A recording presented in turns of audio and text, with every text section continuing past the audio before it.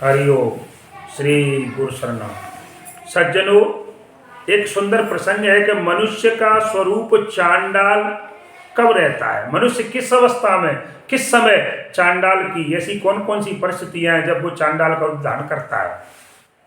तो सबसे पहले बताया गया, जब व्यक्ति अपने शरीर पर तेल की मालिश करता है तो उस समय तेल जब तक वो स्नान नहीं करेगा तब तक वो चांडाल माना जाता है। इसलिए सज्जनों, हमें तेल नहाने से पहले लगाना चाहिए शरीर से, और नहाना चाहिए। नहाने के बाद तेल लगाकर पूजा में नहीं जाना चाहिए, क्योंकि वो फिर चांडाल माना जाता है। दूसरी बात, जब हम किसी शमशान में किसी व्यक्ति को जलाने के लिए जाते हैं तो महाराज, जब वो व्यक्ति का जब मुर्दा जो जलता है उसका जो धुआं है,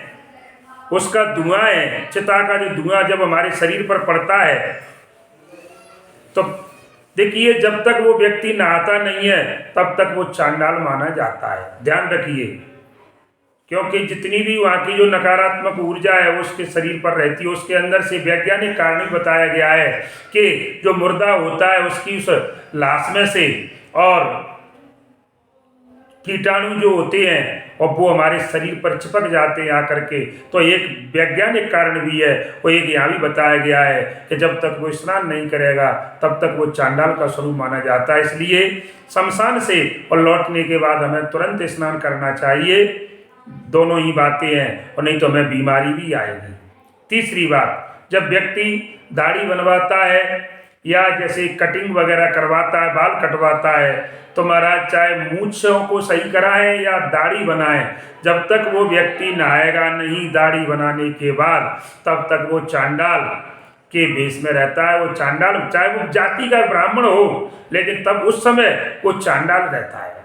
और लास्ट में एक चौथी बात है, थोड़ा अब बताना तो पड़ेगा, क्योंकि जब व्यक्ति पत्नी के साथ संभोग करता है तो संभोग करने के बाद जब तक वो नहाता नहीं है तब तक उसका स्वरूप चांडाल का होता है। उस समय के बाद उस व्यक्ति को किसी दूसरे से उसके संपर्क में नहीं आना चाहिए, पैर से स्पर्श, पैर नहीं छूना चाहिए। अपने बड़े बुजुर्गों के कहने का मतलब है, मैंने आपको ये 4 परिस्थितियां ऐसी बताई, इन चारों परिस्थितियों में मनुष्य चांडाल के भेष में रहता है।